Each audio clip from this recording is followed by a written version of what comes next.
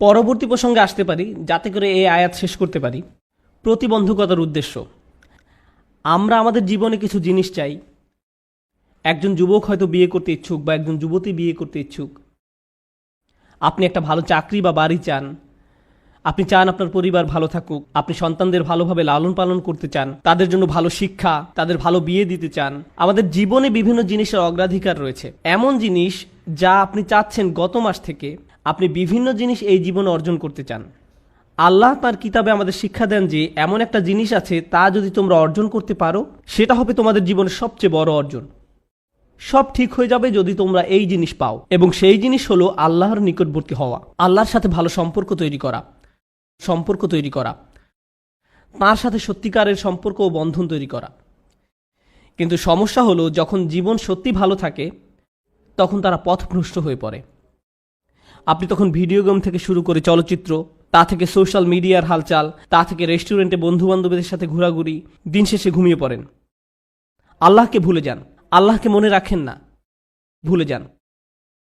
এরপর যখন কঠিন সময় আসে তখন বন্ধুরা আর সাথে থাকে না, খেলাধুলা ভালো লাগে না, গাড়িটাও ভালো লাগে না, কারণ স্বাস্থ্য নষ্ট হয়ে গিয়েছে।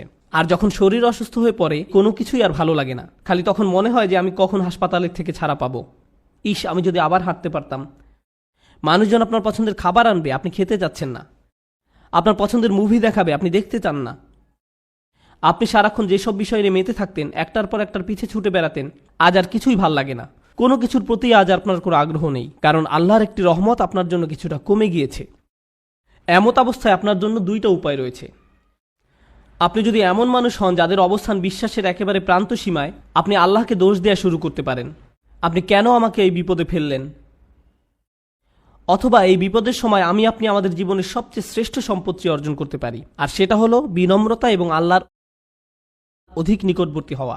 এভাবে আত্মোপলব্ধি করা যে যখন আমি সুস্থ এবং সম্পদশালী ছিলাম, সব কিছু ঠিক ছিল, তখন আমি বুঝতে পারিনি যে তখন একজন আমাকে সব কিছু প্রদান করে যাচ্ছিলেন। আল্লাহ আমাকে প্রতি মুহূর্তে যোগান দিয়েছিলেন। আমি এর কোনো কিছুরই যোগ্য ছিলাম না। এজন্যই আল্লাহ সুবহানাহু ওয়া তাআলা বলেন, উলাইকা লাহুম নাসিবুম মিম্মা কাসাবু। আল্লাহ ফাদলের কথাও বর্ণনা করেছেন, অবতাগু মিন ফাদলিল্লাহ, আল্লাহর অনুগ্রহ তালাশ করো। আপনি কিছু উপার্জন করতে পারেন না, আপনি যা কিছুই পান তা আপনার প্রতি আল্লাহর অনুগ্রহ মাত্র।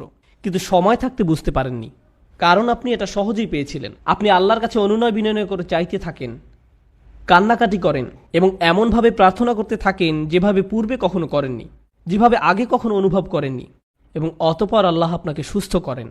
তারপর আপনি অনুধাবন করেন হাসপাতালে সেই একান্ত মুহূর্তগুলো, সেইগুলো ছিল আপনার গোটা জীবনের শ্রেষ্ঠতম সুমিষ্ট সময়। জীবনের সেই সামান্য সময়গুলোতেই আপনার এবং আল্লাহর মাঝে আর কিছু ছিল না।